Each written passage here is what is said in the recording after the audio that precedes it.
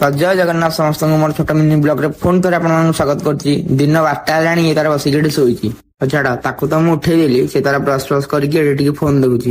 Brush ଫ୍ରସ୍ କରିକି time ହେଲାଣି 1:30, ମାନେ ଭାବୁ ତ ବ୍ରସ୍ କରା ହଉଛି 1:30ରେ। ଯେହେତୁ ଲକ୍ଷ୍ମୀ ପୂଜା ଟା ହଉଛି, ଆମେ ରାତି ସାରା ବୁଲୁଛୁ, ଘରକୁ ଆସିଲା ଆସିକି 2ଟା 3ଟା ହେଇଯାଉଛି, ତ ଶୋଇକି ଉଠିଲା ଆସିକି ବହୁତ ଡେରି ହେଇଯାଉଛି। ମତେ ଏପଟେ ପଚାରୁଛି କି ଖାଇନୁ, ସେ ଜାଣିନି ବୋଧେ, ସେ ନ ଖାଇଲେ ମୁଁ ଖାଇନି ବୋଲି। ଛାଡ, ଆମେ ଡାଇରେକ୍ଟ ଆସିଲୁ ଭାରି ଲକ୍ଷ୍ମୀ ପୂଜା ଦେଖିବା ପାଇଁ।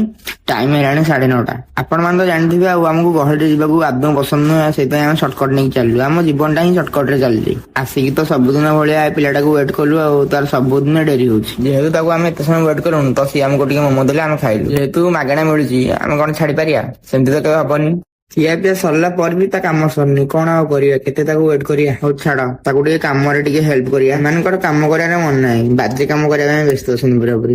ସେମାନେ ସେପଟେ କଲେ ବୋଲି ଇଏ ବି ଦେଖିକିନା ଏପଟେ କଲା। ଦେଖୁଛନ୍ତି ତ, ସିଏ ସେପଟେ ଯାହା କଲା, ଇଏ ବି ଏପଟେ ଏଇଆ କଲା। ଇଏ ତ ନିଜେ କଲା ଲାଷ୍ଟରେ ମତେ ବି ଧରିଦେଲା। ହଉ ଛାଡ, ପିଇବା ଛଡା ଆଉ କିଛି ବାଟ ନାହିଁ ଆମ ପାଖରେ। ଦେଖୁଛନ୍ତି ତ, ମୋ ଦେହ ସାରା ପକେଇକି ଇଏ ତାଙ୍କର ଶାନ୍ତିରେ ପିଇଲେ। ହଁ ହଉ, ବହୁତ ସାରା ମଜା ହେଇଗଲା।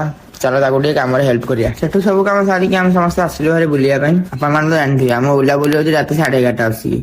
ଆମେ ଯେତେବେଳେ ବୁଲିବୁ ପୁରା ଫାଙ୍କାରେ ବୁଲିବୁ, ସେତେବେଳେ କେହି ବି ଲୋକ ନଥିବେ। ବୁଲାବୁଲି ସାରିକି ଆମେ ଡାଇରେକ୍ଟ ଚାଲିଲୁ ଘରକୁ। ଆପଣମାନଙ୍କୁ ଯଦି ମୋ ମିନି ବ୍ଲଗ ଟିକେ ଭଲ ଲାଗୁଛି ତ ରହୁଛି, ଜୟ ଜଗନ୍ନାଥ।